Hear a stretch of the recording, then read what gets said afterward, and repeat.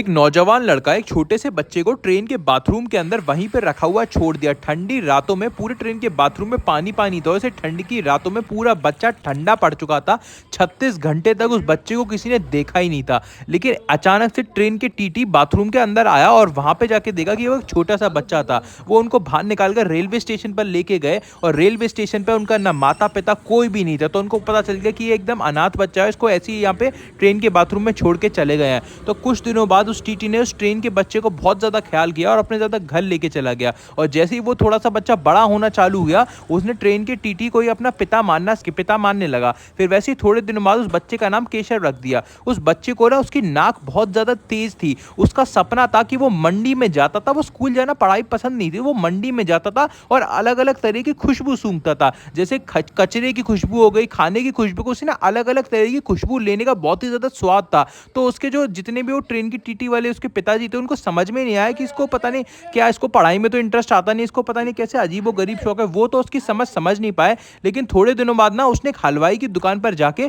समोसे बनाने का काम चालू कर दिया कि भैया मुझे समोसे बनाने का दे दो, मैं समोसे के अंदर आलू भरता रहूंगा। तो वो कुछ दिनों तक उसने आलू भरे। आलू भरने के बाद जैसे उसके पास थोड़े पैसे इकट्ठा हुए, उसने उस समोसे के वाले के संग एक डील फाइनलाइज करी कि भैया मैं आपके समोसे को आप जितने बेचते हो ना, मान लो दिन के 1 लाख समोसे बेच देते हो, तो मैंने आपकी सेल 10 गुना ज्यादा बढ़ा दूंगा, कुछ ऐसी चीज करके। समोसे वाला बहुत ज्यादा हैरान हो गया कि एक छोटा सा बच्चा जिसकी उम्र सिर्फ 10 साल भी नहीं है, ये ऐसा क्या करेगा जो मेरी सेल इतनी ज्यादा बढ़ जाएगी। अगले ही दिन केशव ना एक पोटली के अंदर कुछ ऐसे जादुई तो नहीं था, कुछ ऐसी खुशबू लेके आया और समोसे के अंदर उसने छिड़क के ऊपर से डाल दी। और उसके बाद देखा अचानक से दुकान पे एकदम से बहुत ज्यादा भीड़ आ गई और समोसे बहुत ही ज्यादा बिकने लगे। हलवाई को तो समझ नहीं आया। हलवाई ने पूरे दिन समोसे बेचे, बहुत ज्यादा अच्छे पैसे कमाए और सिर्फ एक 10% का कट उस छोटे से बच्चे को दे दिया। फिर वो हलवाई समझ नहीं पाया इसने किया क्या, पर लेकिन उसने सोचा चलो कोई बात नहीं है। अगले दिन वो बच्चा फिर से आता है उसकी दुकान पर, कुछ एक पोटली में सामान लेके आया